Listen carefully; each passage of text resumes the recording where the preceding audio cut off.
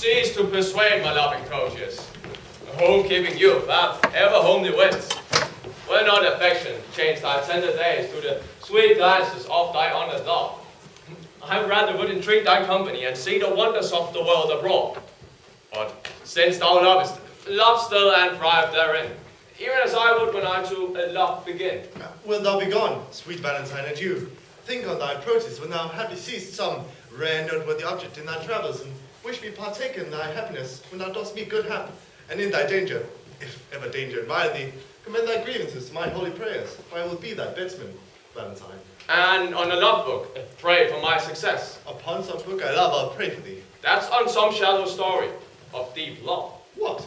To be in love where scorn is sport with groans, coy looks with heart-sore sighs, one fading moment's mirth with 20 watchful, weary, tedious nights. If haply won, perhaps I have this gain. If lost, why then, a grievous labor won. However, but a folly bought with wit, or else a wit by folly vanquished. So, by your circumstance, you call me fool. So, by your circumstance, I fear you will prove. It's his love you cavil at. I'm not love. Love is your master, for he masters you. And he that is so yoked by a fool, that methinks should not be chronicled for wise. But wherefore waste our time to counsel that are the votary to fond desire. Once more, adieu. My father at the road expects my coming, there to see me shipped. And thither will I bring thee, Valentine. Ah, sweet Proteus, no. Now let us take our leave. To Milan, let me hear from thee by letters of thy success in love, and what news else betide the fear and absence of thy friend, and likewise to visit thee with mine. All happiness perchance to thee, Milan. As much to you at home, and so, ciao. He after honor hunts, I after love. He leaves his friends to dignify them more. I leave myself, my friends, and all for love.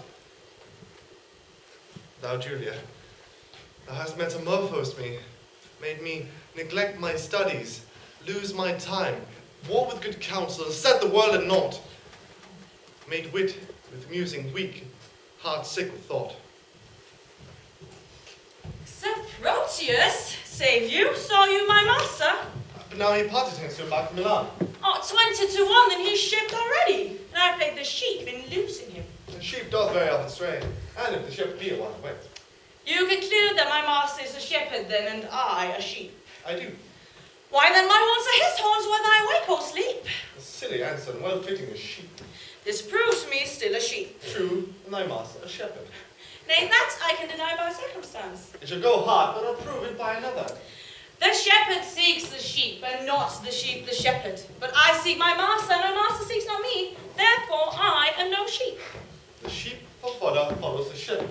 The shepherd for food follows not the sheep. Thou for wages follows thy master, and thy master for wages follows not thee. Therefore thou art a sheep. Such another proof shall make me cry bah. But here's thou, gavest thou my letter to Julia. I, sir, I, a lost mutton, gave your letter to her, a laced mutton, and she, a laced button, gave me, a lost button, nothing for my labour. But what said she? No. I. That's naughty. You mistook, sir. I say she did not. You ask me if she did not, and I say I. That set together is naughty. Oh, I perceive I must be fain to bear with you. Well, son, how do you bear with me? Marry, sir, the letter, very orderly, having nothing but the word noddy for my pains. Beshrew me, but rather quick wit. And yet it cannot overtake your slow purse. Come, open the matter brief, said she. Open your purse, that the money and the matter may be both at once delivered. Well, servant, here is for your pains. What said she? Truly, sir, I think you'll hardly win her. Why? Because thou perceive so much from her. Sir, I could perceive nothing at all from her. No, not so much as a ducat for delivering your letter. And being so hard to me that brought your mind, I fear she'll prove as hard to you in telling your mind. Give her no tokens but stones, for she is as hard as steel. But what says she? Nothing? No, not so much as a take this for thy pains. To testify your bounty, I thank you. You have tested me. We quit away off, henceforth carry letters yourself. And so, sir, I'll commend you to my master. Go get you gone, to save your ship from wreck, which cannot perish, having thee aboard to being destined to a dry death on shore. I must go send some better messenger, for I fear my Julia would not deign my lines, receiving him from such a worthless fool.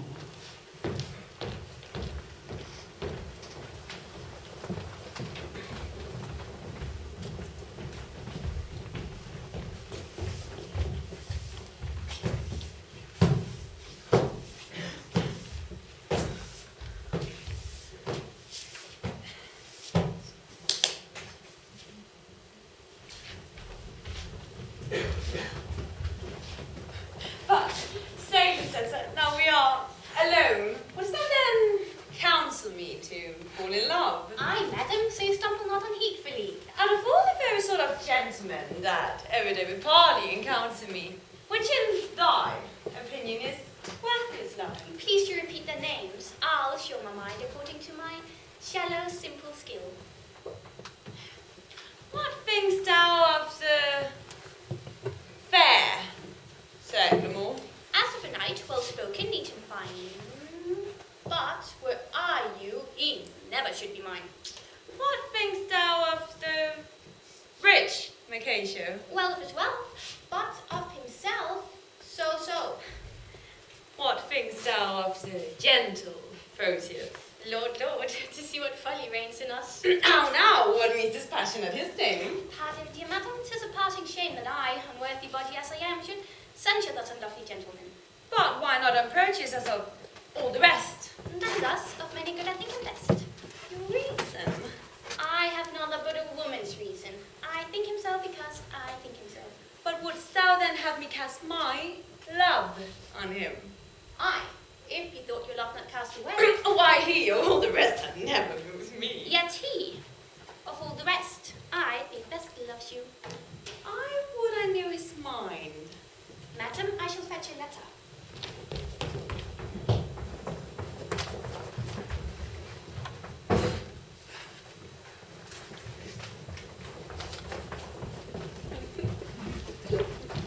Read this paper, madam. To Julia? Say, from whom? That the contents will show. Say, who gave it thee? Valentine's page, and sent I think from Proteus. She would have given it you, but I, being in the way, did in your name receive it. Pardon the fault, I pray. Now, by my modesty, a goodly broker. There you presume to harbour wanton lies, to whisper and conspire against my youth. To plead for love deserves more fee than hate. Will ye be gone? That you may ruminate.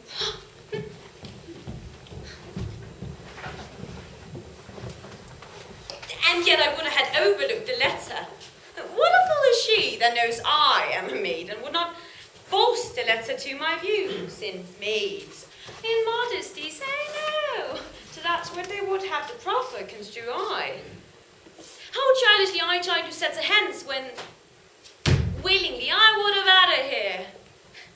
How angrily I taught my brow to frown when inward joy enforced my heart to smile. My penance is to call Lucetta back and ask permission for my folly past. What ho, Lucetta? What would your ladyship? Is it near dinner time? I would it were, that you might kill your stomach on your meat and not upon your maid. What's that you took up so gingerly? Nothing, And is that paper nothing? nothing concerning me. Then let it lie for those that it concerns. Madam, it will not lie where it concerns, unless it have a false interpreter.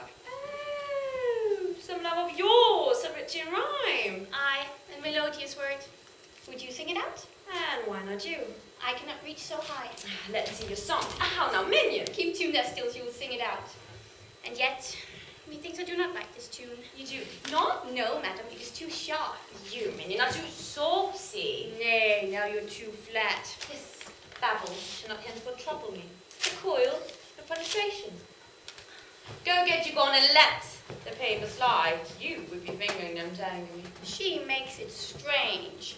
But you would be best pleased to be so angered with another letter. Nay, would I so angered with the same?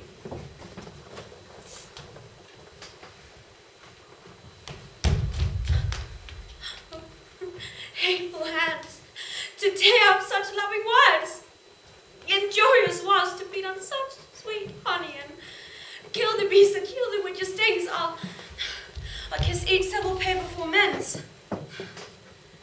Look, here's writ, kind Julia, unkind Julia, and here is writ, love wounded Proteus. Poor wounded name, my bosom as a bed shall lodge thee till thy wound be thoroughly healed. But twice or thrice was Proteus written down. Be calm, good wind, blow not a word away till I have found each letter in the letter. Except mine own name, that some whirlwind bear and throw it thence into the raging sea. Though, here in one line, his name is twice writ. Poor forlorn Proteus, passionate Proteus, to the sweet Julia. That I'll tell where, not so. It said so prettily, and he couples it to his complaining names. Thus will I find them, one on another. Now kiss, embrace, content. Do what you will. Madam, dinner's ready and your father's staying. Well, let's go. What, shall these papers lie like telltales here? If you expect them, best to take them off. Nay, I was taken up for laying them down. Yet here they shall not lie for catching cold. I see you have a man's mind too. Aye, madam, you may say what sights you see. I see things too, although you judge I wink. Come. Well, please, you go.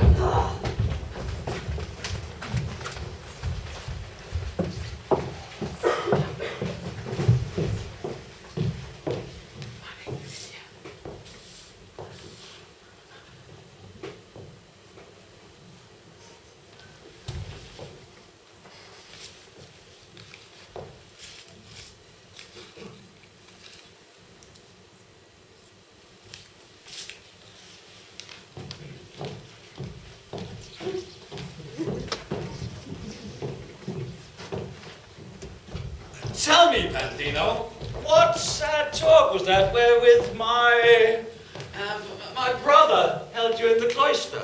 'Twas of his nephew Proteus, your son. Why, what of him? Your brother wondered that your lordship would suffer Proteus to spend his youth at home, while other men of slender reputation put forth their sons to seek preferment out. Funny of all exercise, he said that Proteus, your son, was meet and did request of me to importune you to let him spend his time no more at home. I have considered well his loss of time, and how he cannot be a perfect man, not being tried and tutored in the world. Tell me then, whither were I best to send him? I think your lordship is not ignorant how his companion, youthful Valentine, attends the emperor at his royal court. I know it well. Yeah. 'Twere good your lordship sent him thither. There shall he practice tilts and tournaments, hear sweet discourse, converse with noblemen, and be in eye of every exercise worthy his youth, and nobleness of birth. I like thy counsel.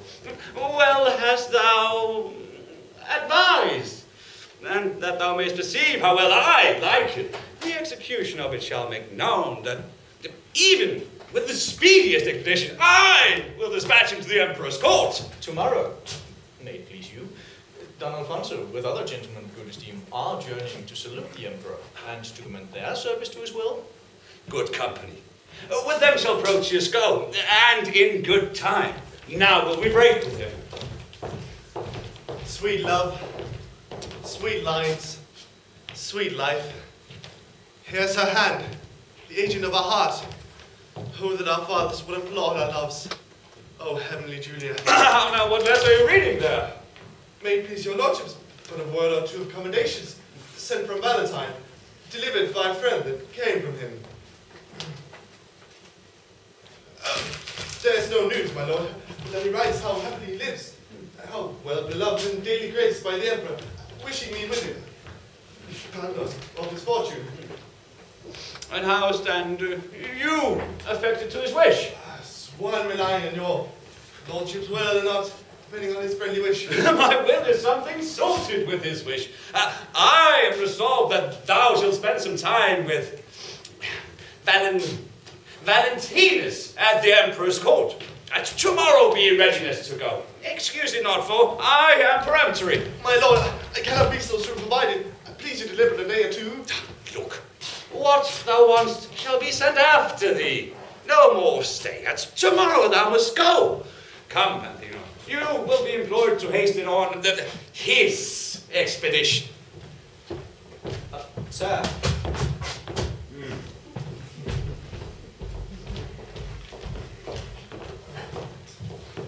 Thus have I shunned the fire for fear of burning, and drenched me in the sea while I am drowned. I had feared to show my father Julia's letter, lest he should take exceptions to my love. And with the vantage of mine own excuse, has he accepted most against my love. Sir Proteus, your father calls for you.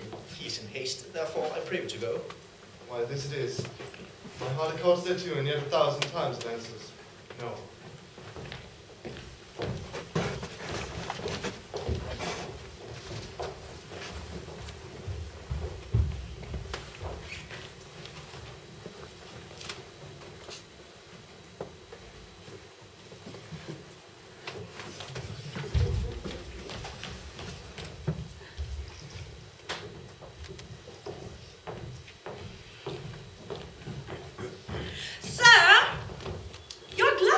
Not mine.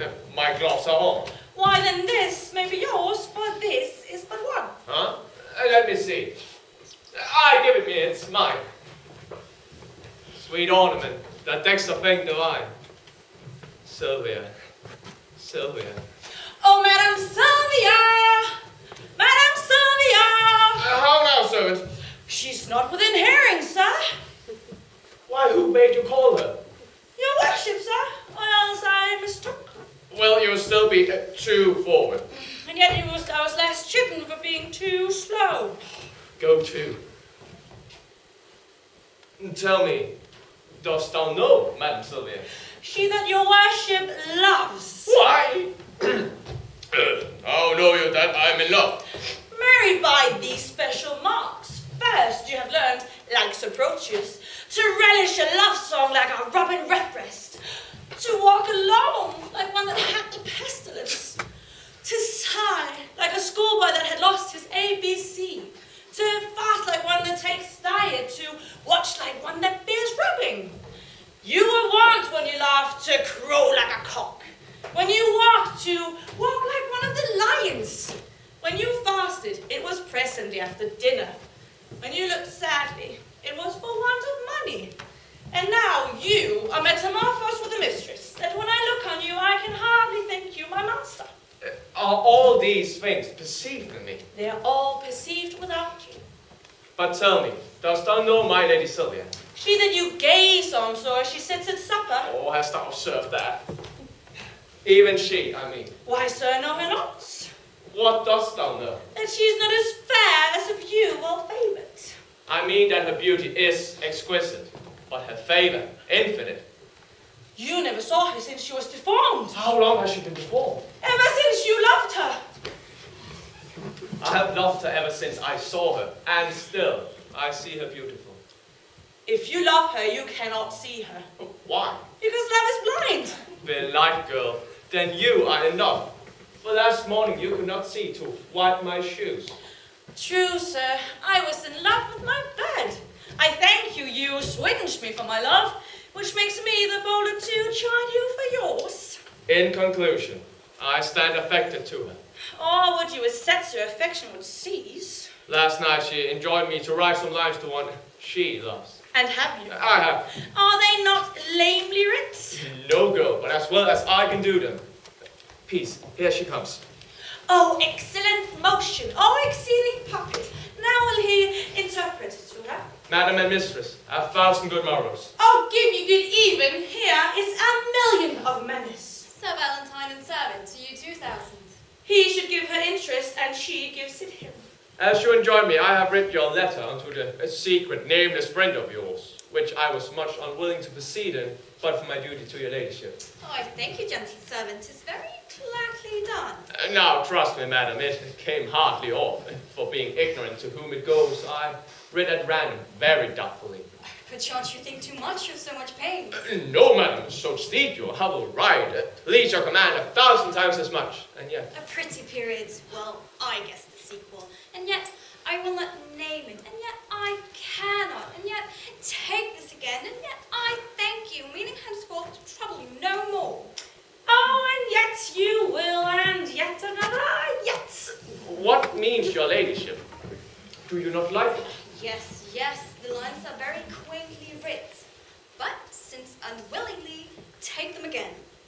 Nay, take them. Madam, they are for you. Aye, you've writ them, sir, at my request. I will none of them. They are for you. I would have them writ more movingly. Please you, I will write your ladyship another. And when it's writ, for my sake, read it over. And if it please you...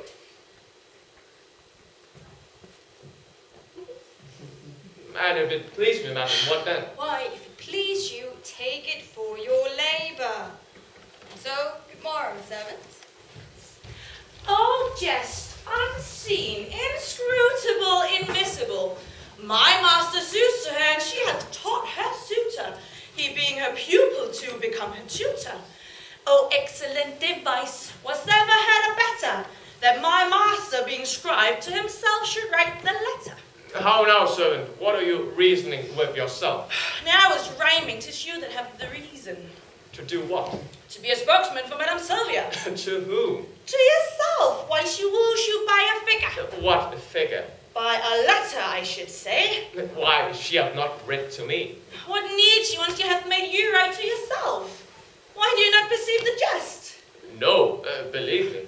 No believing indeed, sir. I she hath given you a letter. That's the letter I writ to her friend.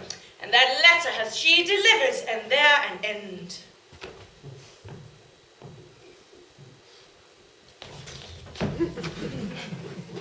I would have went worse. I'll warrant you, 'tis as well, for often have you writ to her, and she, in modesty, herself hath taught her love, himself to write your letter. All this I speak in print, for in print I found it.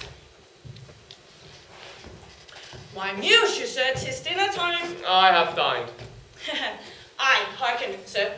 Though the chameleon love may feed on the air, I am one that am nourished by my victuals, and would fain have meat. Oh, be not like your mistress, be moved, be moved.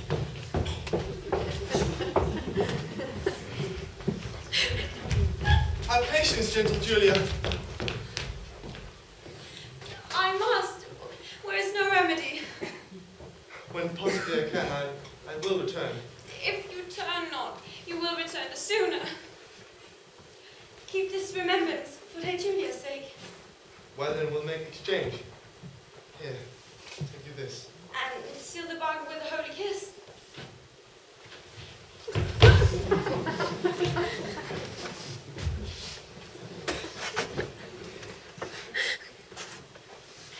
My father stays my coming. Answer not. The tide is now. Don't cry. The tide should have stayed me longer than it should. Julia! Farewell. What? Gone without a word? Aye, so true love should do. It cannot speak. For truth, better deeds than words to grace it. Sir Proteus, you are stayed for. Go. I come. Alas, this parting strikes poor lovers dumb.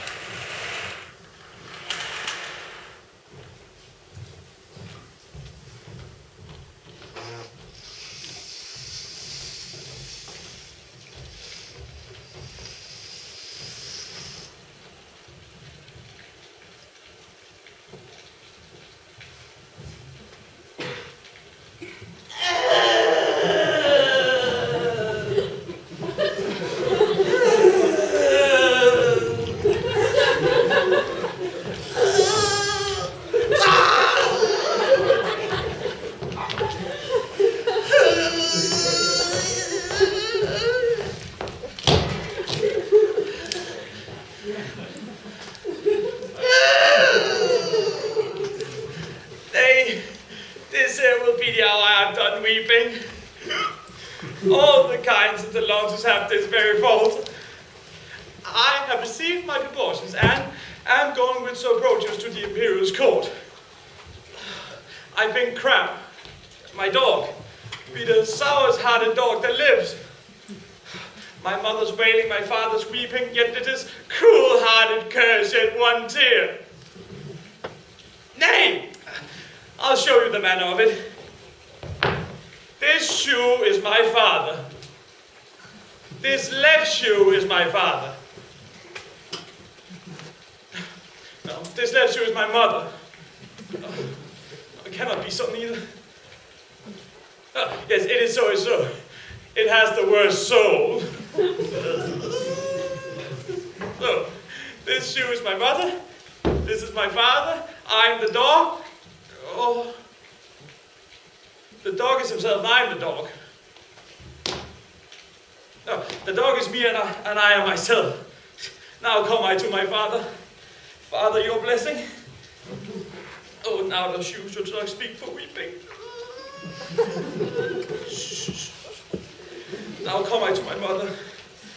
Oh, that she could speak now like a wood woman. Now, well, I'll kiss her.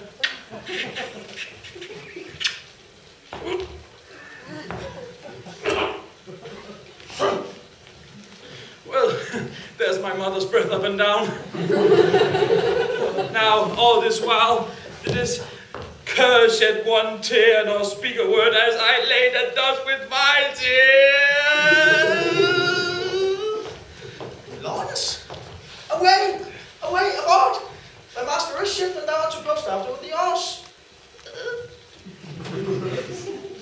What's the matter? Why weepest thou, man? Away, ass! You lose the tide if you tarry any longer. It's no matter if the tide were lost, it's the unkindest tide that ever any man tied.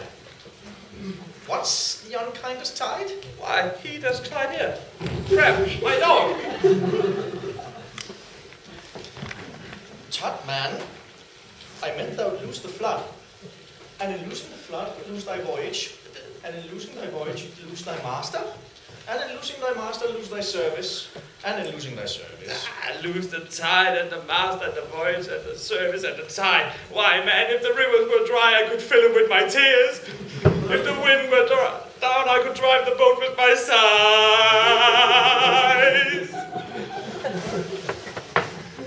Come away, man. I was sent to call thee. Sir, call me what thou darest.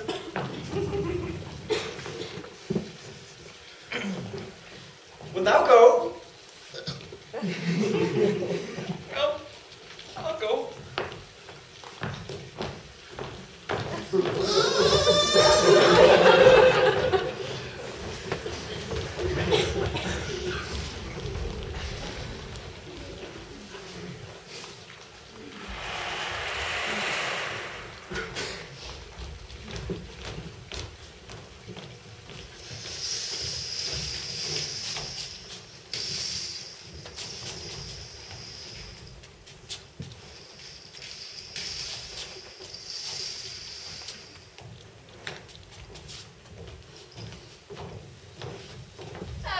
Mistress? Master, Sir Thurio frowns on you. I go. It's for naught. Not of you. Of my mistress, then. Why could you not? Savage, you're sad. Indeed, madam, I seem so. Seem you then you're not. Happily I do. I also do counterfeits. So do you. What's your mind that I am not? Wise. And what instance of the contrary? Your folly. And how quote you my folly? I quoted in your jerkin. My jerkin is a doublet. Well then, I will double your folly. How? What, angry, Sir Thurio? Do you change colour? Give him leave, madam. He is a kind of chameleon. That had more wine to feed on your blood than live in your air, sir. You have said, sir. I, sir, done two for the time. I know it well, sir. You always end ere you come. A fine volley of words, gentlemen, and quickly shut off. 'Tis indeed, madam. We fang together. Who's that, servant? Yourself, sweet lady, for you gave the fire. Sir Furio borrows his wit from your ladyship's looks, and spends what he borrows kindly in your company.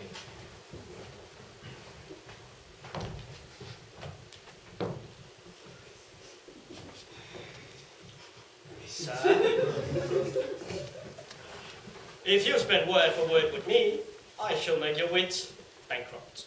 I know it well, sir. You have an exchequer of words, and I think no other treasures to give your followers, for it appears by their bare liveries that they live by your bare words. No more, gentlemen, no more. Here comes my father. Now, Walter Sylvia, you are half beset. Sir Valentine, your father's in good health.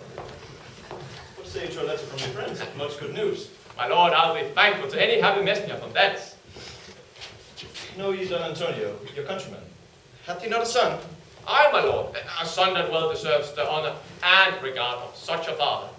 You know him well? I know him as myself. For from my infancy we have conversed and spent our hours together. Indeed, Proteus, for that's his name, is complete in feature and in mind, with all good grace to grace a gentleman. Well, sir, this gentleman has come to me with commendation from great potentates, and here he means to spend his time a while. I think 'tis no unwelcome news to thee. Should I wish to think it had been he. Welcome him then, according to his word. Sylvia, I speak to you, and you, Sir Furio. For Valentine, I need not cite him to it. I shall send him to you hither presently. This is the gentleman I told your ladyship had come along with me, but that his mistress did hold his eyes locked in her crystal looks. Belike that thou should have enfranchised them upon small upon the field to you. Nay, sure, I think she holds them prisoner still. Nay, then he should be blind. Being blind, how is the easiest way to seek out you? Why, lady, love hath 20 pair of eyes.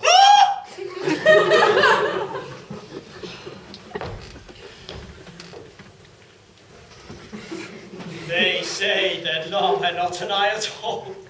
To see such lovers, Furio, as yourself. Upon a only object, love can wink.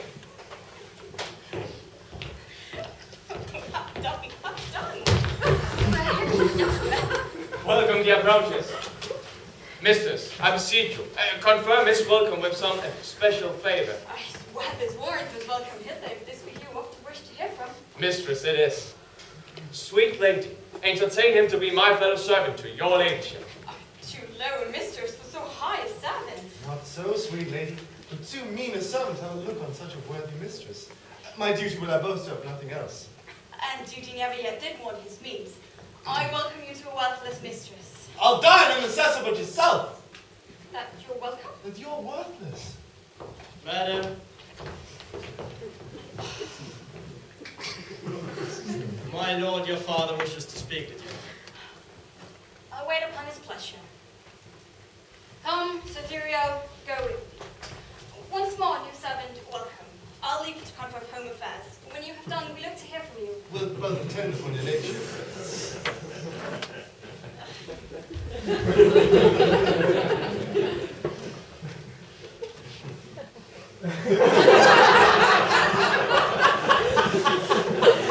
Now tell me, how do all from whence you came? And how does your lady, and how thrives your love?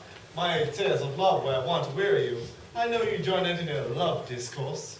Aye, Proteus, but that lies altered now.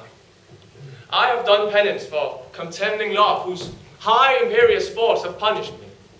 For in revenge of my contempt of love, love hath chased thee from my enthralled eyes and made them watchers of my own heart's sorrow.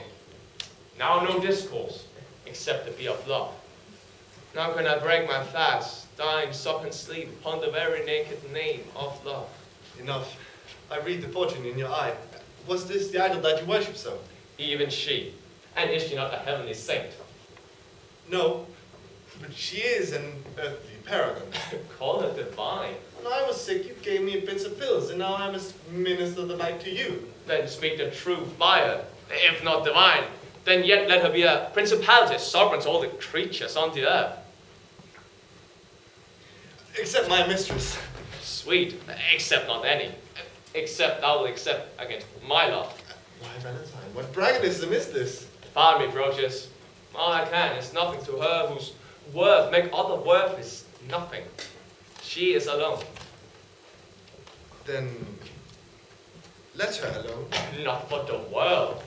And why, man, she is mine own.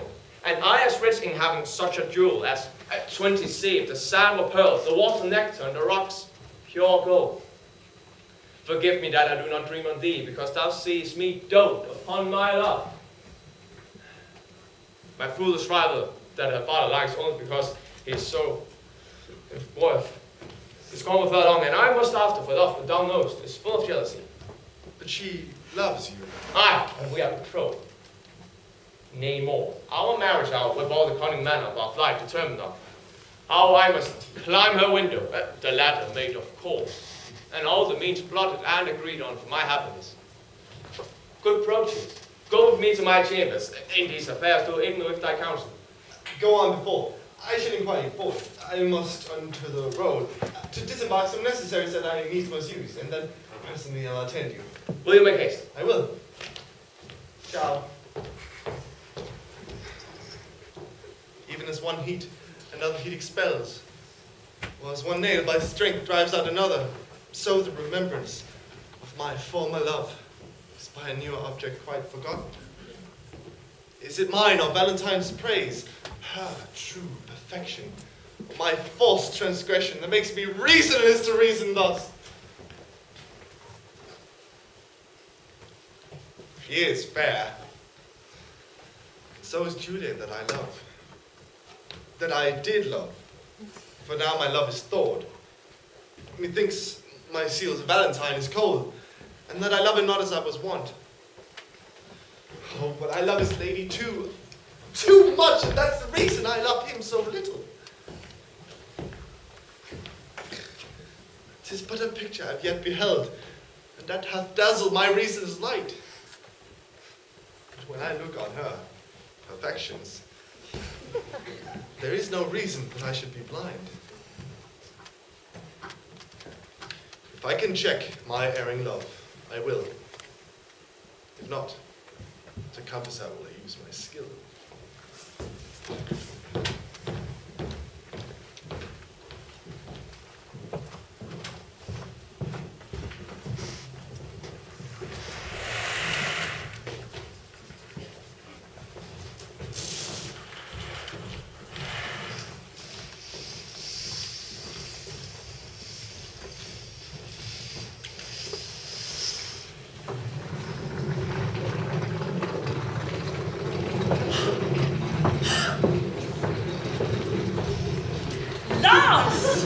By mine honesty, welcome to Milan. Forswear not thyself, sweet youth, but I'm not welcome. I reckon as always, a man is never undone till he be hanged, nor never welcome till some certain shot be paid, and the hostess say welcome. Well, come on, you madcap. I'll to the alehouse with you presently, where for one shot of 5 pence, thou shalt have 5,000 welcomes. But, Sarah, how did thy master Proteus part with Madame Julia? Harry, they close to earnest and parted fairly just. But shall she marry him? No, What, then shall he marry her? no, Neither. What, are they broken? no, they're as whole as a fish. Why then, how stands the matter with them? Harry, when it stands well with him, it stands well with her. What an ass art thou! I understand thee not. What blog art thou that thou canst not? Look, my staff understands me. What thou sayest? And what I do to look out of lean at my staff understands me. It stands under thee, indeed. Stand under understand, it's all right. But tell me true, will it be a match? Ask my dog. If he say aye, it will. If he say no, it will. If he says nothing and shakes his tail, it will. The conclusion is then that it will. Thou shalt never get such a secret from me but by a parable. 'Tis well that I get it so. But Lance, how sayest thou that my master has become a notable lover? I never knew him otherwise. Then how? That has a notable lover as thou report him to be. Oh, why thou horse and ass, thou mistakest me. I tell thee that my master is become a hot lover. And I tell thee, I cannot go if he burns himself on love. If thou wilt thou go with me to the alehouse? If not, thou not worth the name of a Christian. Why? Because thou hast not as much charity in thee as to go to the ale with a Christian. Wilt thou go? At thy service?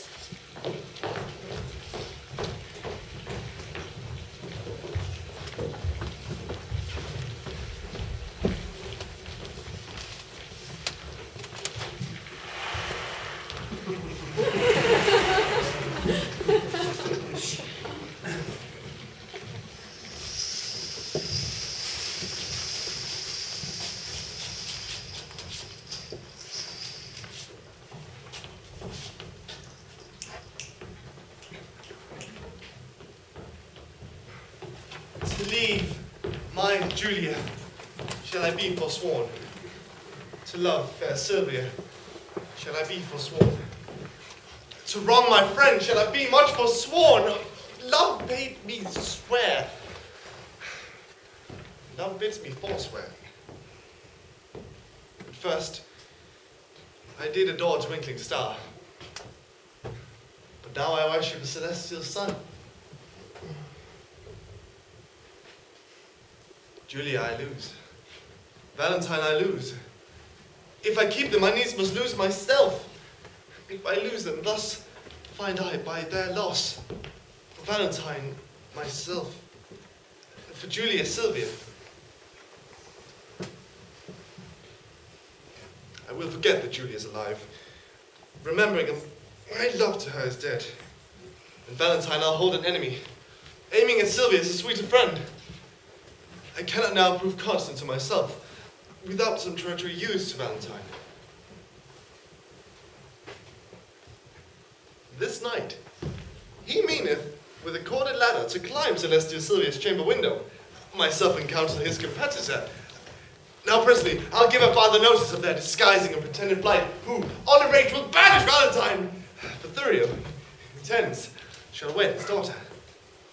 But Valentine being gone, I'll quickly cross by some sly trick blunt Thurio's thought proceeding.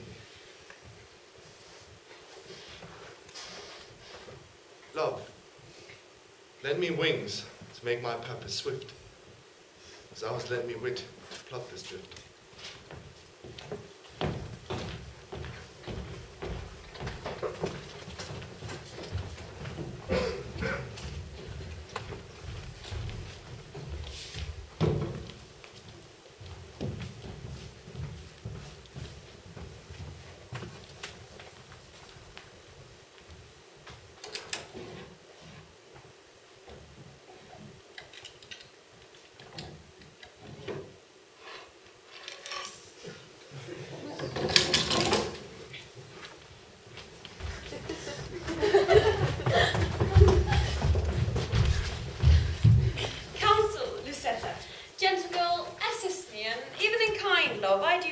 Thee to lesson me and tell me some good mean how I, with my honor, may undertake a journey to my loving Proteus. Alas, the way is wearisome and long. A true devoted pilgrim is not weary to measure kingdoms with his feeble steps. Much less shall she, that had love's wings to fly, and when the flight is made to one so dear, of such fine perfection as Sir Proteus. Better for battle Proteus may return. No, no, so not, his looks are my search food. Didst thou? But no, the only touch of love, thou shalt soon go kindle fire with snow and seek to quench the fire of love with words. I do not seek to quench your love's hot fire, but qualify the fire's extreme rage, lest it should burn above the bounds of reason. The more thou tampst it up, the more it burns, the current that with gentle murmur glides. Thou knowest, being stopped, impatiently doth rage, but when his fair course is not hindered, he makes sweet music with the enamel stones. Then let me go, and hinder not my course. I'll be as patient as the gentle stream, and make a pastime of each weary step, till the last step have brought me to my love. But in what fashion will you go along? Not like a woman, For I would prevent the loose encounters of lascivious men.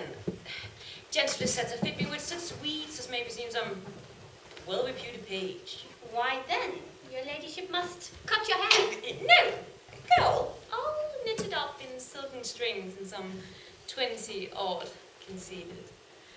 True love knots. But in what fashion, madam, shall I make your breeches? Why, in what fashion thou best likest, Lucetta? You must needs tap on the cut piece, madam. Out! Out!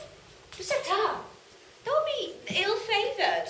A round hose, madam, now's not worth a pin, unless you have a cut piece to stick pins on. Lucetta, as thou lovest me, let me have what thou famous meet and mannerly.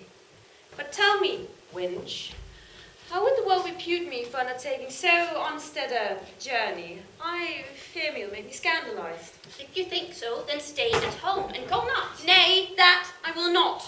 Then never dream an infamy, but go. If Proteus like your journey when you come, no matter who's displeased when you're gone, I fear me he'll scarce be pleased withal. Ha! That is the least of my fears, Lucetta. 1,000 oaths, an ocean of his tears, and instances of infinite of love warrant me welcome to my Proteus. All these are servants to deceitful men. Base men that use them to so base a foe, but true as stars did govern Proteus' birth, his love sincere, his thoughts immaculate, his heart as far from fraud as heaven from earth. Pray, heaven, he proves so when you come to him. Now, as thou lovest me, do him not that wrong to bear such a hard opinion of his truth. Only deserve my love by loving him. And presently come with me to my chamber to furnish me upon my longing journey. All that is mine, I leave at thy dispose. My goods, my lands, my reputation. Only in lieu thereof, dispatch me hence. Come, answer not, but to it presently. I'm impatient of my tarriance.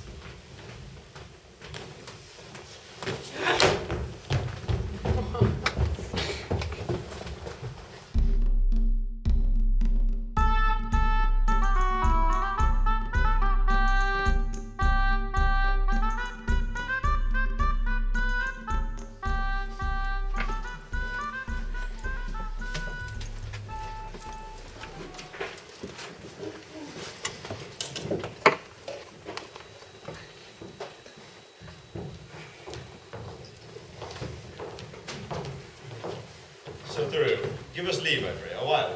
We have some secrets to confer about.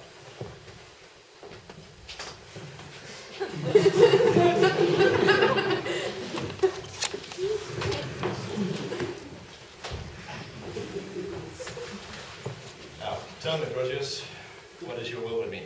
My gracious lord, that which I would discover, the law of friendship bids me to conceal. But when I acknowledge my your gracious favours done to me, undeserving as I am, my duty brings me on to utter that which else no worldly good should draw from me. No, worthy prince, Sir Valentine, my friend, this knight intends to steal away your daughter.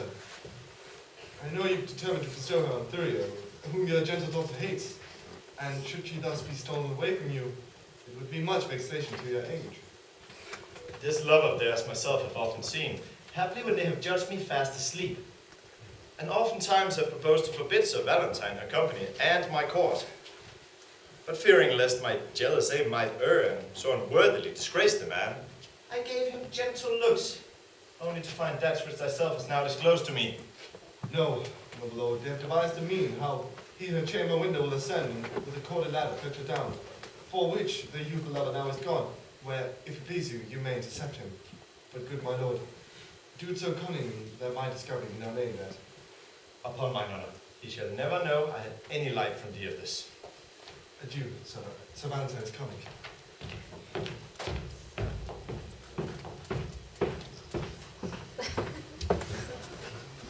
Sir Valentine, whither away so fast? Please, your grace, there is a messenger that stays to bear my letters to my friends. The tenor of them doth but signify my health and happy being at your court. Nay then, no matter. Stay with me a while. I am to break with thee of some affairs that touch me near, wherein thou must be secret. It's not unknown to thee that I have sought to match my daughter with my friend Sir Thurio. I know it well, my lord. And sure, the match were rich and honorable. Cannot your grace win her to fancy him? No. Trust me, she is proud, stubborn, disobedient. Neither regarding that she is my daughter, nor fearing me as if I were her father. And, may I say to thee, this pride of hers upon advice hath drawn my love from her. I am now full resolved to take a wife. What would your grace have me to do in this? There is a lady in Milan here whom I affect, but she is nice and coy, and not esteemed my aged eloquence. Therefore, I would have thee my tutor, for long ago I have forgot to court. Win her with gifts, if she respects not words. Dumb jewels, often in their silent kind, more than quick words do move a woman's mind. But she did scorn a present that I sent her. A woman sometimes scorns what best contents her. Send her another, and never give her over. For scorn at first makes after love the more. If she frown, 'tis not of hating you, but rather to beget more love in you. Take no repulse, whatever she doth say, for get you gone. She doth not mean away. But the doors be locked and the keys kept safe, that no man had recourse to her by night. What lets but one way inside her window? Her chamber is aloft and built far from the ground, so shelvingly that one cannot climb it without apparent hazard of his life. Why then, a ladder, quaintly made with cords, will serve to scale another hero's tower. So bold the Anna would adventure it. When will you use it? Pray, sir, tell me that. This very night. For love is like a child that longs for everything he can come by. But hark thee, I will go to her alone. Tell me, how shall I best convey the letter thither? It will be like, my lord, that you may bear it on a cloak that is of any length. A cloak as long as thine will serve the turn? Aye, my lord. Then let me see thy cloak. I shall give me one of such another length. Why? Any cloak will serve the turn, my lord. How shall I fashion me to wear a cloak? I pray thee, let me feel thy cloak upon me. Put this here. To Sylvia. And here, an engine fit for my proceeding.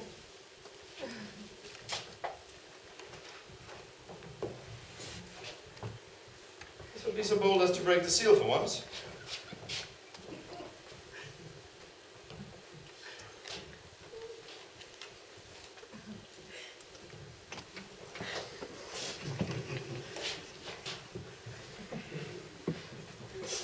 My thoughts do harbor with my Sylvia's bosom nightly, and slaves that sent them flying, or could their master come and go as lightly, himself would lodge where senseless they are lying.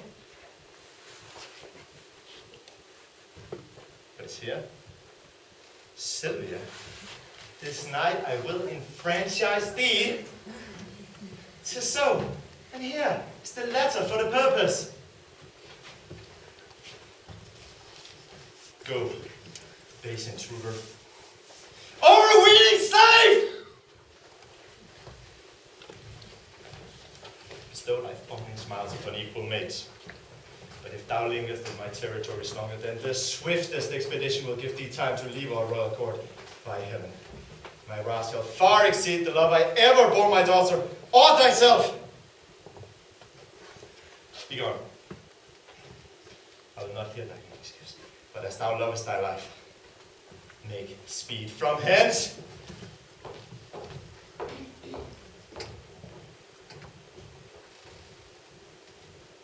And why not death? Rather than living torment. To die is to be banished from myself. And Sylvia is myself. Banished from her is self from self. A deadly banishment. What light is light if Sylvia be not seen? What joy is joy if Sylvia be not by?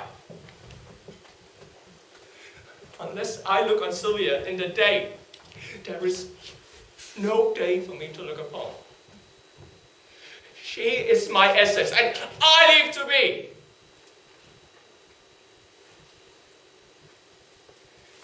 If I be not by her fair influence, tarry I here, I but attend on death. But fly I hence, I fly away from life. Run, boy, run and sing about! What ho! What ho! What seest thou? Here we go to find. Valentine? No, Who then? His spirit? neither, What then? nothing. Can nothing speak? Master, set us strike! Who wouldst thou strike? Nothing. Friend Valentine, a word? My ears are stopped. I cannot hear good news. So much of bad have already possessed them. Then in dumb silence will I bury mine, for they are harsh, untunable, and bad. Sir, there's a proclamation that thou art vanished. Thou art banished, well, that's the news. From hence, from Sylvia, and from me, thy friend. Oh, I have fed upon this gold already. And now excess of it will make me so fit. Doth Sylvia know that I am banished? Aye. Aye, she is offered to the doom, a sea of melting purge, some call tears. Those at her father's church feet she tended, but neither bended knees, pure hands held up, sad sighs, deep groans, and still shedding tears, could penetrate her uncompassionate sire. But Valentine, if he be taken, must die. No more.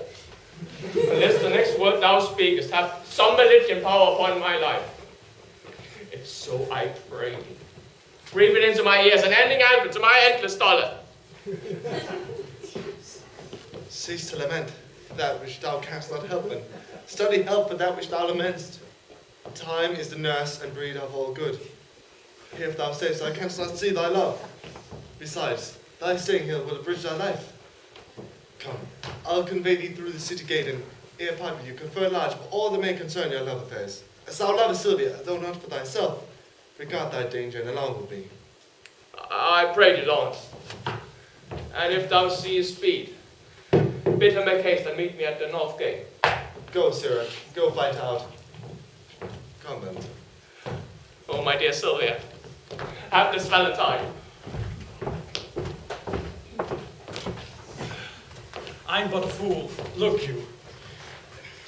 Yet I know my master is kind of a knave, but that's all one if he be but one knave. He lives not now that knows me to be in love. Yet I am in love. But a team of horses not pluck that from me. No, who 'tis I love. Yet 'tis a woman. But what woman? I'll not even tell myself. Yet 'tis a milkmaid. 'Tis not a maid, for she had gossip.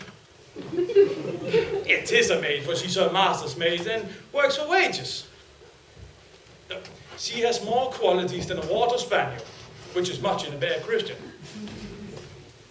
Here is the catalogue of her condition.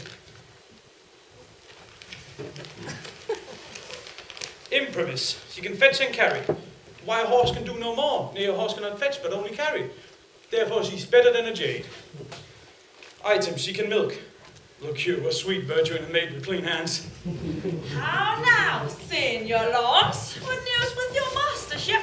With my master's ship, why it's at sea. Well, you old vice still, mistake the word. What news then in your paper? Let me read them. Fie on thee, Jolton, thou canst not read. Ha! Thou liest, I can. Then tell me this, who begot thee? Mary, the son of my grandfather. Oh, illiterate loiterer, was the son of thy grandmother. Thou lie. I can read. Try me in thy paper. Imprimis, she can milk. Aye, so she can.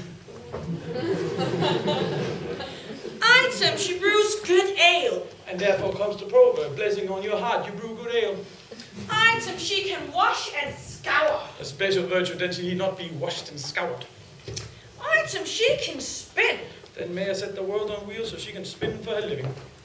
Item, she hath many nameless virtues. That's as much as to say bastard virtues, for that indeed know not their fathers, and therefore have no names. Here follow her vices. Close at the heels of her virtues. Item, she is not to be kissed fasting in respect of her breath. A fault that may be mended with a breakfast. Item, she hath a sweet mouth. That makes amends for the sour breath.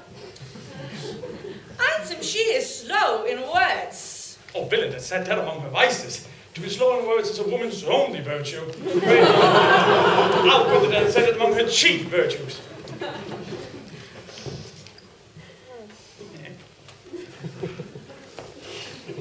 Item, she hath no teeth. I care for that either. Because I love the crusts. Item, she will often praise her liquor. If her liquor be good, she shall. If not, I will. For good things should be praised. Item, she is too liberal. Of her tongue she cannot, for what is rich she slow off. Of her purse she shall not, that I'll keep shut. And of another thing she may, that I cannot help. Proceed.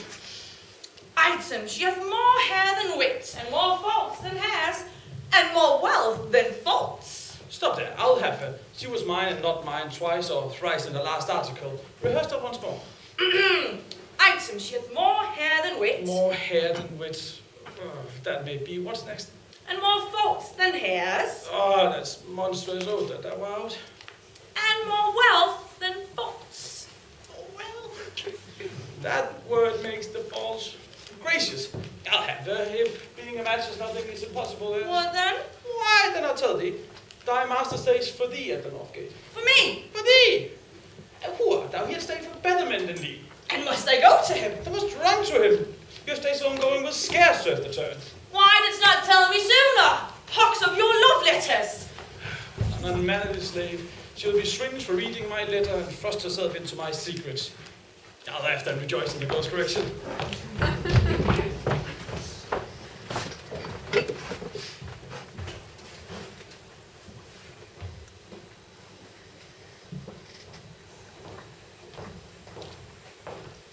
Fear not, Sir Threw, but that she will love you, now that Valentine is banished from the sight.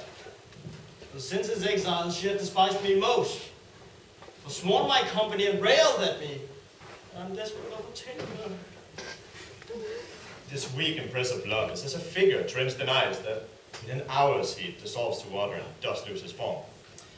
A little time will melt her frozen thoughts, and worst its Valentine shall be forgot. How now, Sir Proteus? Is your countryman, according to our proclamation, gone? Gone, my good lord. My daughter takes his going grievously. A little time, my lord, will kill that grief. So I believe, but Thurio thinks it not so. Thou knowest how willingly I would effect the match between Sir Thurio and my daughter.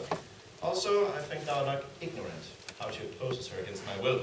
She did, my lord, when Valentine was here. Aye, and perversely she perseveres so. Tell me, what might we do to make the girl forget the love of Valentine and love Sir Thurio?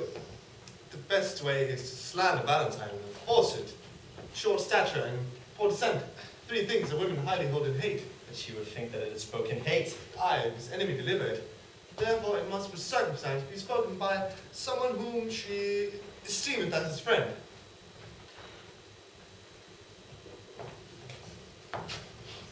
Then you must undertake to slander her. That, my lord, I shall be loath to do.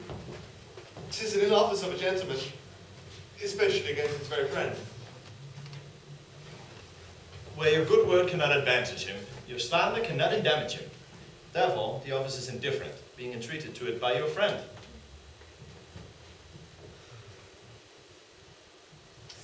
You prevail, my lord. If I can do it, by all that I can speak in his dispraise, she shall not long continue to love him. Say this, read her love of Valentine, it follows not that she loves Sir Thurio. Therefore, as you unwind her love from him, lest it should ravel and be good to none, thou must provide to bottom it on me. Which must be done by praising me as much as you in word dispraise Sir Valentine.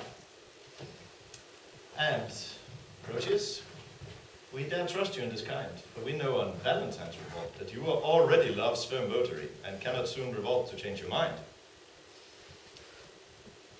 This warrant, you should have access with Sylvia, where you may temper her by your persuasions to hate young Valentine and love my friend.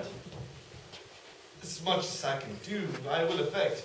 But you, Sir Thurio, are not sharp, and you must lay lime to tangle her desires by way of those sonnets whose composed line should be full prose, search for vows. Aye, much is the force of heaven-bred poetry. Say that upon the altar of her beauty, you sacrifice your tears, your sighs and your heart, and write with your ink be drying, with your tears moisted again, and frame some feeling line that may discover such integrity. After your diamanting elegies, visit by night your lady's chamber window with some sweet concert. This or nothing else will inherit her. This discipline shows that thou hast been in love. And I good advice I'll put in practice tonight. Therefore, sweet Proteus, my direction giver, let us into the city presently to sort some gentlemen well skilled in music. I have a sonnet that will serve the turn to give the onset to thy good advice. About the gentleman? We'll wait upon after grace till after supper. Even now, about it. I will pardon thee.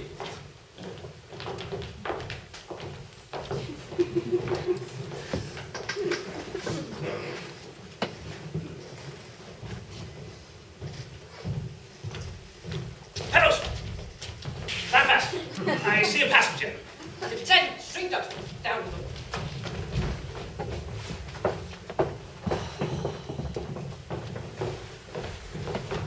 Stand, sir, and throw us into a bounty. If not, we'll make you sit and rifle you. Sir, we are undone. These are the villains that all the travelers do fear so much. My friend. That's not so, sir. We're your enemies. Peace. We'll hear him. Aye, by my beard will we. For he's a proper man. Then know I have little wealth to lose. Man, I am crossed with adversity. My riches are these poor habiliments, which, if you should here disfurnish me, you take the sum and substance that I have. Whither travel you? From Milan. Have you long sojourned there? Some 16 months, and longer might have stayed if crooked fortune had not thwarted me. What? Were you banished thence? I was, For what offense? but that which now torments me to rehearse. I killed the man. Whose death I must repent, but yet I slew a manfully in fight without false vantages or base treachery. Why, I'd never repent if it was done so. But tell us, were you banished for such small a fault? I was, and held the gap to such a doom. Well, by the bare skull of Robin Hood's fat friar, this fellow were a king for our welfare. Have it, sir's a word. Master, be one of them. It's an honorable kind of thievery. Peace, villain. Tell us this. Have you anything to take to? Nothing but my fortune. Know then, that some of us are gentlefolk, such as the fury of ungoverned youth, thrust from the company of awful men. Myself was from Verona banished for practicing to steal away a lady, an heir near Aladdin to the Duke. And I from Mantua. For a gentleman whom, in my mood, I stab him to the heart. And I've done things too. Things with men and goats. But to the purpose. You're a banished man, therefore above the rest, we parley to you. Wilt thou be content to be our general, to make a virtue of necessity and live, as we do, in the wilderness? What sayest thou? Wilt thou be of our consort? Say I be the captain of us all. We'll do thee homage, be ruled by thee, love thee as our commander and our king. But if thou scornst our courtesy, thou diest. Thou shalt not live to brag what we have offered. I take your offer and will live with you. Provided I do no outrages on loose women or poor bastards. No, no, we detest such vile, base practices. Come with us. We'll bring thee to a cruise and show thee of the treasure we have got, which with ourselves all rest and thy dispose.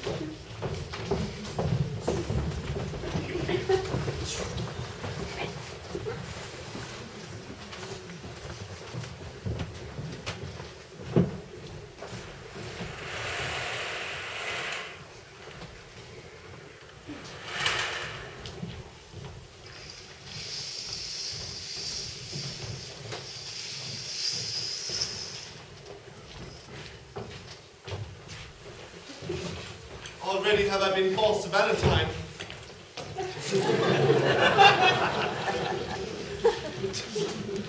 Now I must be as unjust to Thurio. Under the colour of commending him, I have access my own love to prefer. Sylvia is too true, too fair, too holy to be corrupted by my worthless gifts. When I protest true loyalty to her, she twits me with the falsehood to my friend.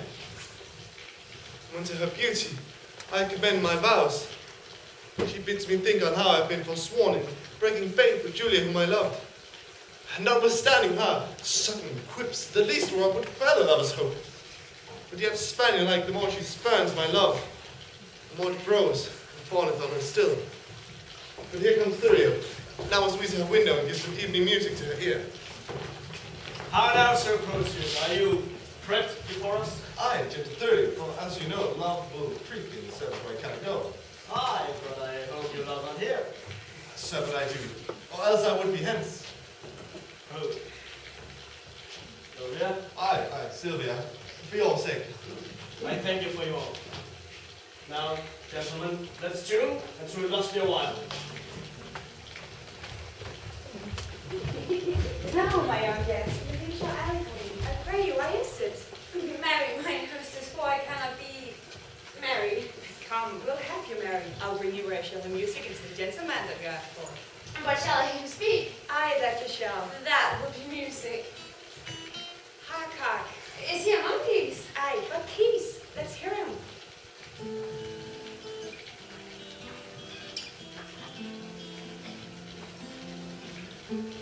Who is Sylvia? What is she? Let all our swains commend her. Holy, fair, and wise is she. In heaven such grace did lend her, that she might then Sylvia, let us sing. That Sylvia is exciting. She sells these mortal things for a dollar dwelling. It's in her. Let us garland spring.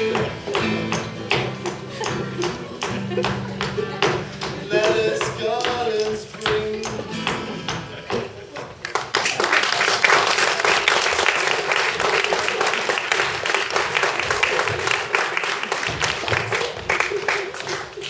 How now? I was sad that you were before. How do you, man? Music not you not? You mistake. The musician likes me not. Why, my He plays false, madam. How? Out of tune on the strings? Not so, but yet so false that he grieves my very heartstrings. But hostess, this Proteus that we talk on, all we sort of this gentlewoman. I told you what wrongs this man told me. He left her out of all nick. Where is Lawrence? Gone to seek his dog, which tomorrow by his master's command he must carry for a present to his lady. Peter, stand aside. The company parts.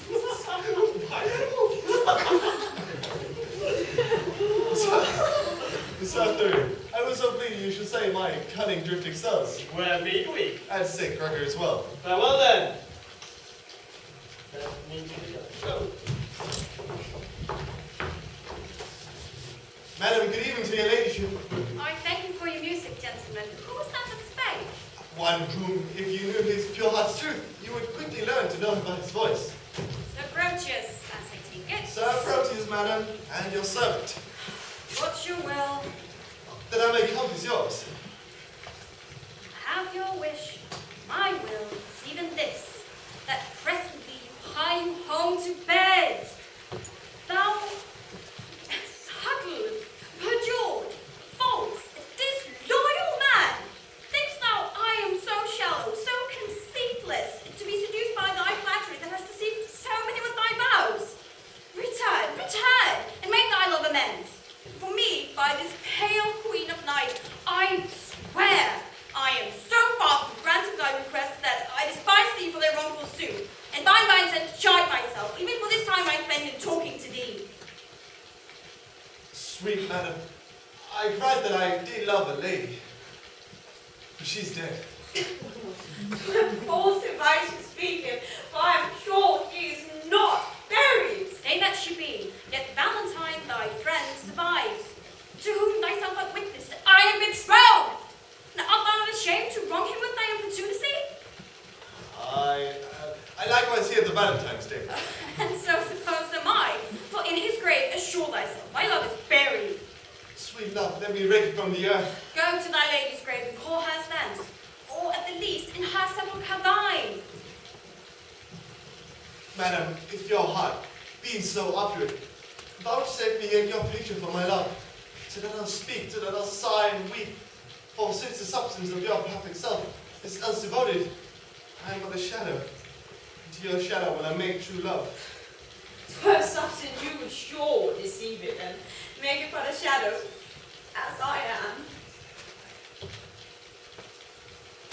I am very loath to be your idol, sir.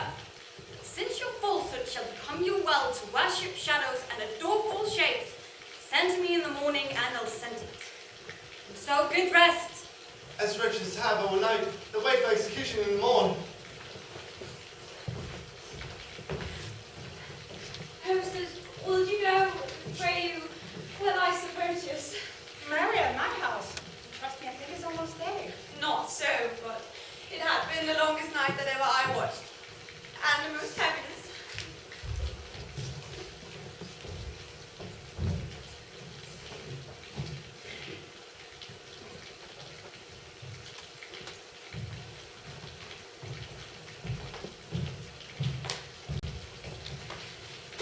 This is the hour that Madame Sylvia entreated me to call. I know her mind, as some great matter in which she'll employ me. Madam! Madam! Who calls? Your servant and your friend, one who attends your ladyship's command. Exactly, more 1,000 times good morrow. And as many worthy lady to yourself. According to your ladyship's impose, I am thus only come to know what service is your pleasure to command me, and... Oh, Eglamour, thou art a gentleman. Think that I flatter, for I swear I do not. Valiant, wise, remorseful, well accomplished.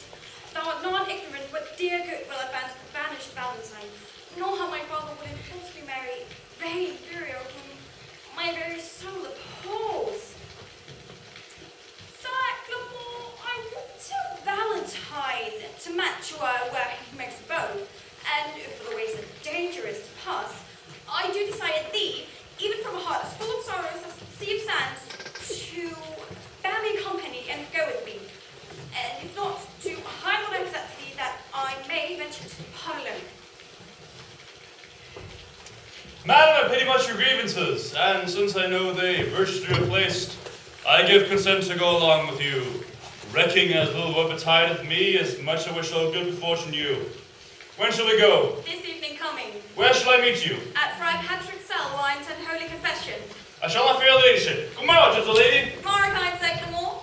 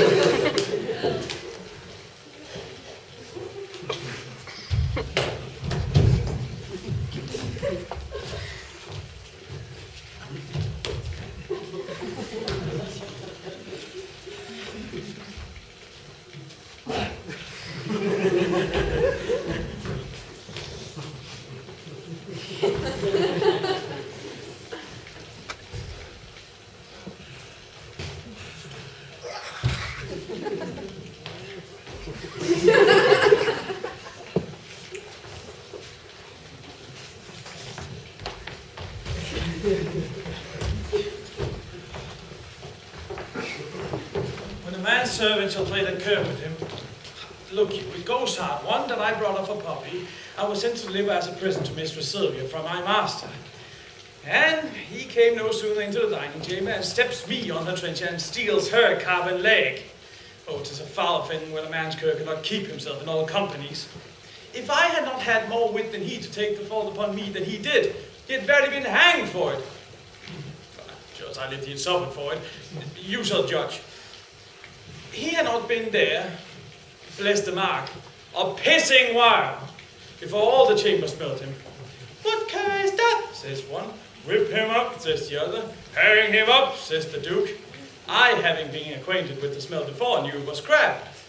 You do him more wrong, quoth I. It was me that did the thing you ward off. He do me no more ado, but whips me out. How many masters would do this for his servant? Thou thinkest not of this now. Did I not still bid thee, Marcus, and do as I do? When did thou ever see me heave up my leg and make water against a gentlewoman's farthingale?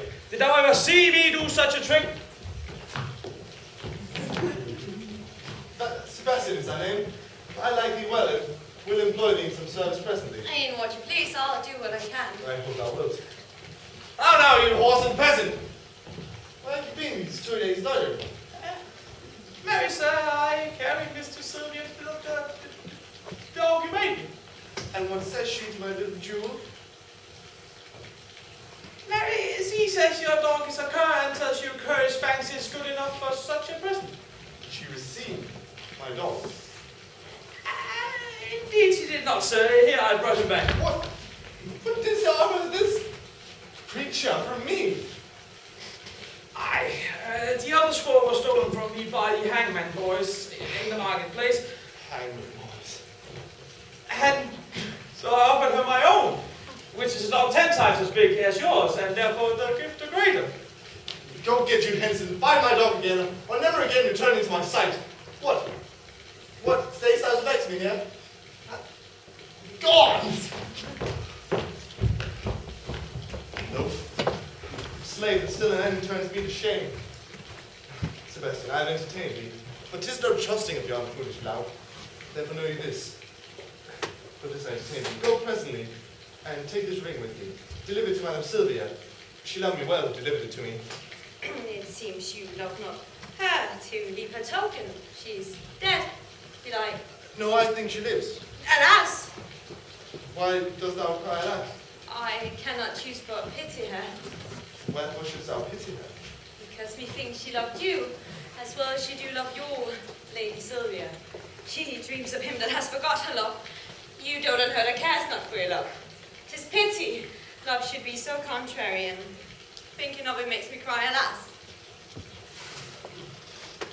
Well, give her that ring and download this letter. That's her chamber. Tell my lady I claim the promise for having the picture. Your message done, hie home unto my chamber, where you shall find me, sad and solitary. But if there be a sock on the door, enter not.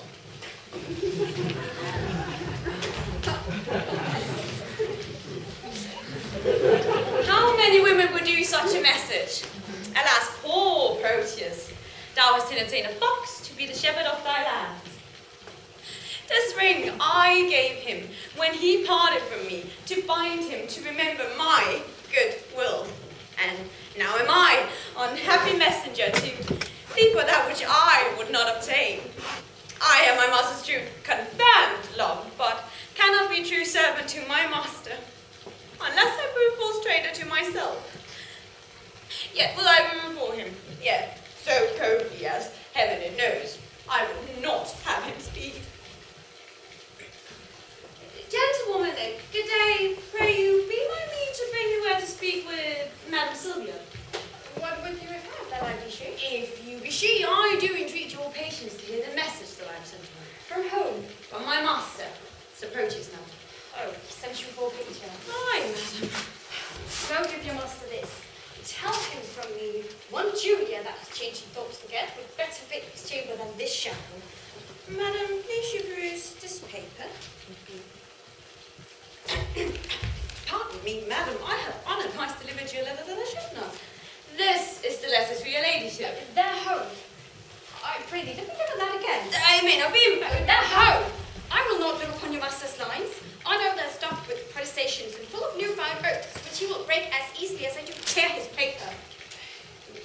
he essentially should be strange. The more shame for him that he sends it me. I have heard him say 1,000 times his Julia gave him at his departure. Though his false finger hath profaned the ring, mine shall not do his Julia so much wrong. She thanks you. What says thou?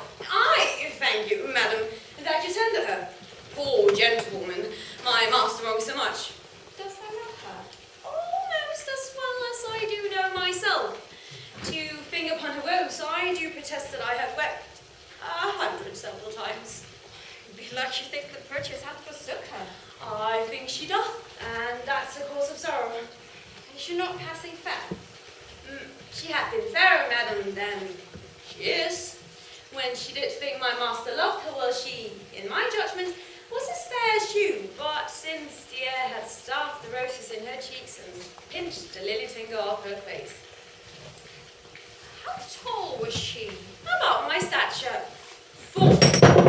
At Pentecost, when all our passions of delight were played, you got me to play the woman's part, and I was trimmed in Madam Julia's gown, which served me as fit, by all men's judgment, as if the garment had been made for me. Therefore, I know she's about my height. Choose beholding to thee, gentle youth. Alas, poor lady, desolate and left. I weep myself to think upon thy words. Here, youth, there's my purse. I give thee this for the sweet mistress's sake, as thou lovest her. Farewell.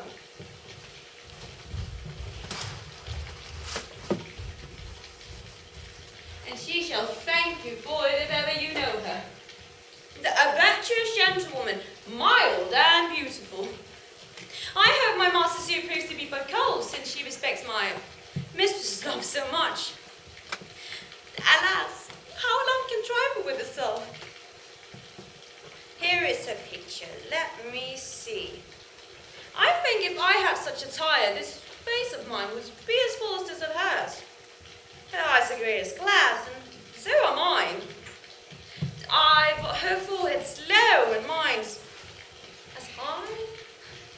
What should it be that he respects in her, that I can make respective in myself, if this fond love were not a blinded God? I'll use thee kindly for the mistress' sake that used me so. Or else, by Jove, I vow I should have scratched out your unseeing eyes to make my master out of love with thee.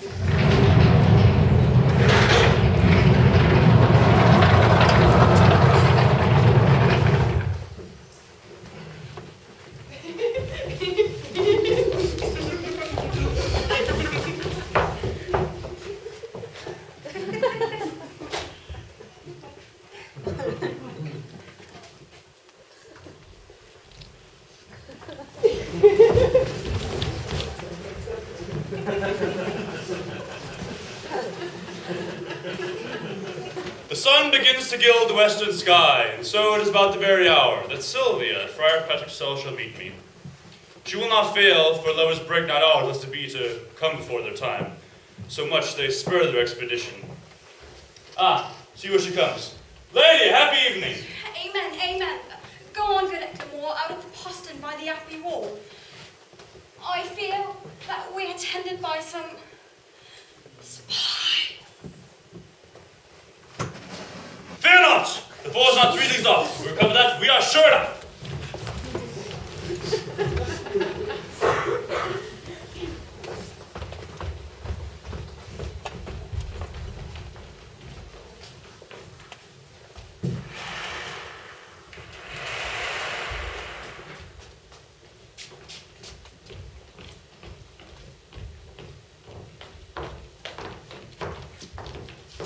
Sir Proteus.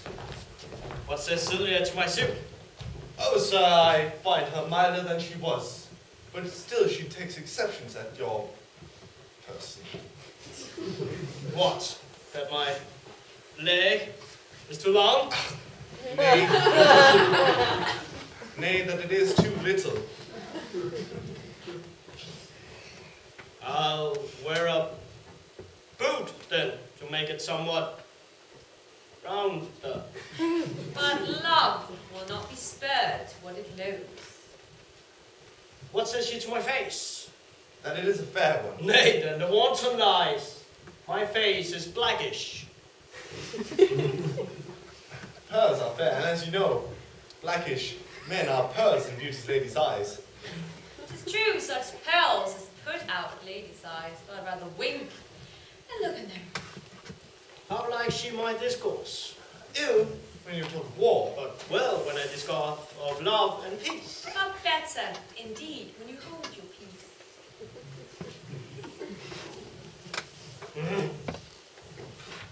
How like she my... Hello? oh, sir, she makes no doubt of that. She needs not when she knows it's cowardice. How like she my birth? She says that you are well derived. True, from a gentleman to a fool. Here comes the Duke. How now, Sir Proteus?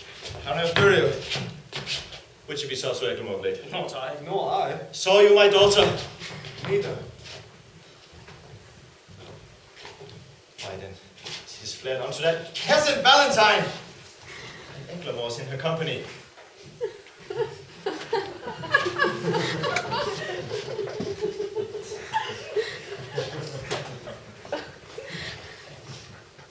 It's true. My father Lawrence saw him both as he penance wandered to the forest. Besides, she did attend confession this even at Patrick's cell. There she was not. These likelihoods confirm her flight from hence. Therefore, I pray you, sweet gentleman, stand not to discourse, but mount you presently and meet with me upon the rising of the mountain foot that leads towards Mantua, whither they are fled. Dispatch, sweet gentleman, and follow me!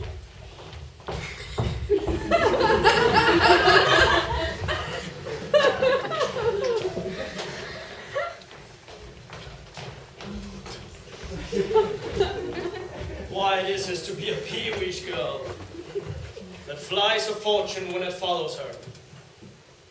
I'll after, more to be revenged on Sir Eglamour than for the love of reckless Sylvia.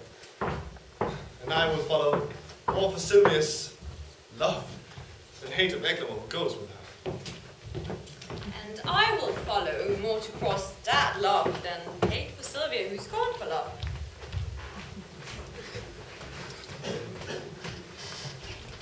Come, we must bring you to a captain. Oh, 1,000 more mischances than this one have bound from patiently. Come, bring it away. Where's the gentleman that was with her? Being nimble-footed, he have outrun us. But Monsieur Samadarius, follow him. Go down with that to the west end of the woods. There's the captain. We'll follow him as fled. The Danish we sent. He cannot escape. Come, I must bring you to a captain's cave. Fear not, he bears an honourable mind, and will not use a woman lawlessly. Valentine, this ain't your for thee!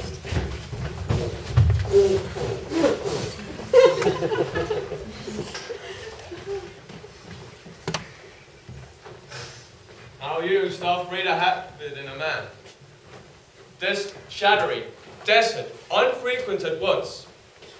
I better brook than flourishing people towns. No doubt it dost inhabit in my breast. Leave not the mansion so long tenantless. Prepare me with thy presence, Sylvia, thou gentle nymph, cherish thy forlorn swain. What stirs this today? These are my mates, that make their wills their law. Have some unhappy passenger in chase. They love me well, yet I have much to do to keep them from uncivil outrages. Withdraw, dear Valentine. Who's this comes here? Madam, this service have I done for you, though you respect not oft your servant dog, to hazard life to rescue you from him that would have forced you on your love.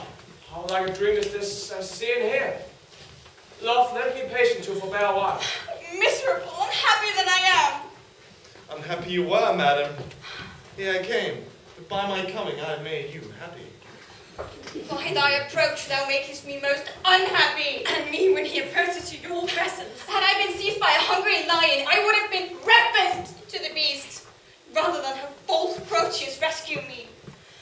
Oh, heaven be judge how I love Valentine, whose life is as tender to me as my soul. Therefore, be gone. Solicit me no more.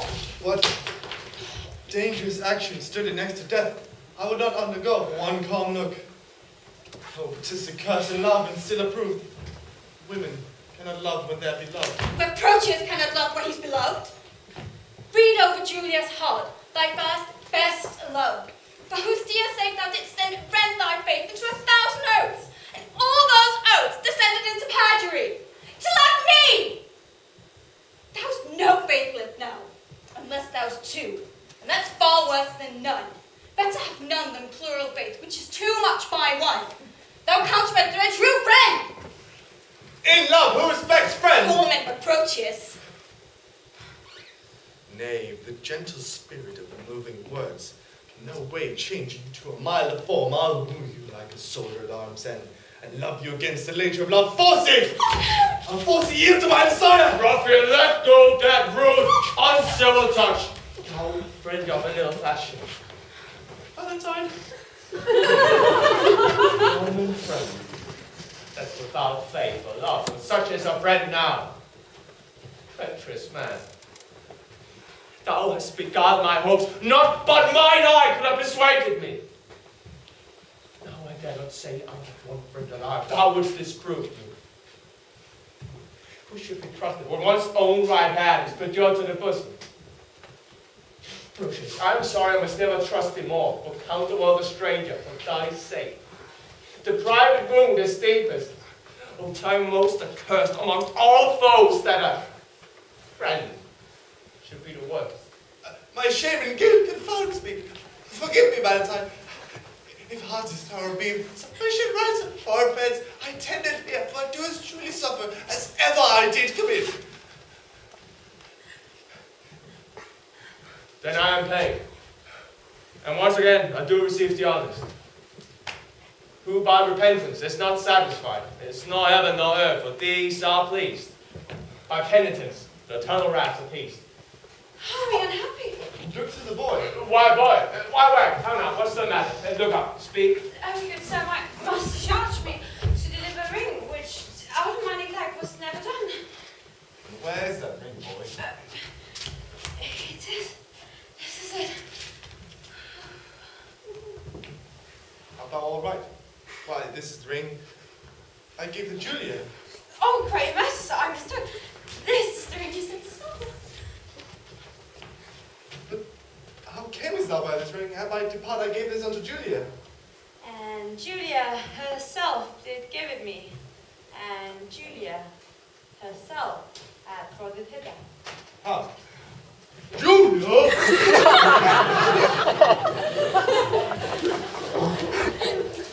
Behold her that gave aid to all thy oaths, and entertained deeply in her heart. How long hast thou with perjury kept the boot? Oh, Proteus, let this happen. Make thee blush. Be thou ashamed that I have took upon me such an immodest raiment, if shame live in a disguise of love. It is the lesser bluff. Modesty binds women to change their shapes, then men their minds. Men their minds, 'tis true. Oh heaven, where man would constant he were perfect. That one error fills him with faults and makes him run through all the sins. The constancy falls off ere it begins. What is in Sylvia's face? And I may spy more fresh Julius with a constant eye.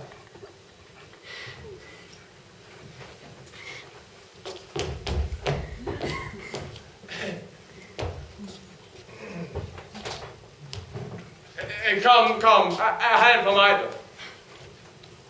Why? Let me be blessed to make this habit close. So I pity two such friends, should be long foes. Heaven bear witness. I have my will forever. And I mine. Surprise! Surprise! Surprise!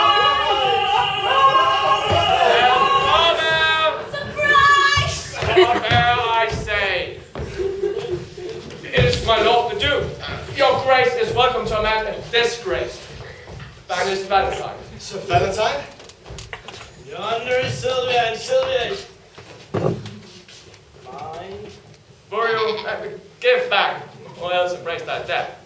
Come not within the measure of my wrath. Do not name Sylvia thine. If once again, Verona shall not hold thee. Here she stands. Take but possession of her with a touch. I dare thee but to breathe upon my love.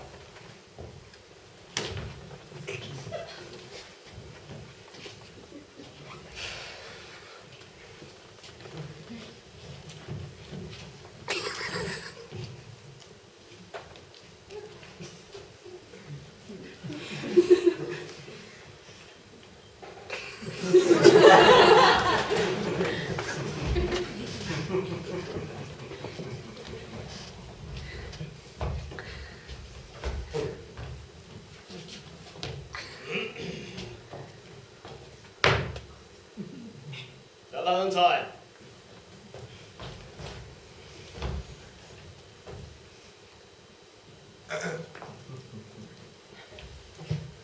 I claim her not. I hold him but a fool that will endanger his body for a girl that loves him not. I care not for her, and therefore she is dying. The more degenerate and base art thou, to make such means for her as thou hast done, and leave her on such slight conditions.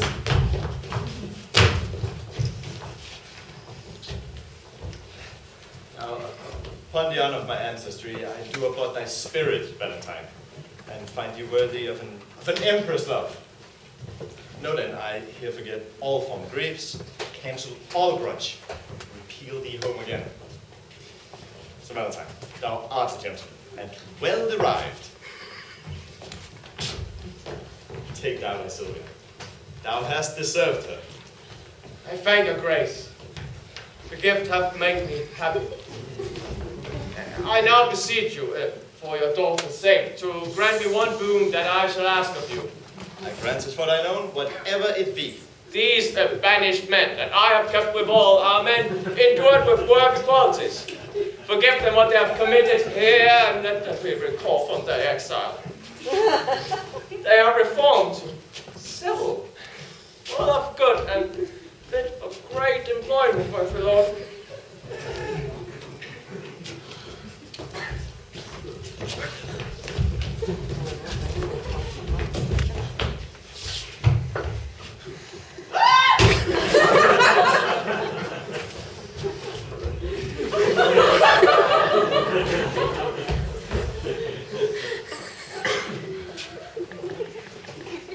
Thou hast prevailed. I pardon them and thee. Come, let us go. We will include all jars with mirth, triumph, and much, much rare solemnity.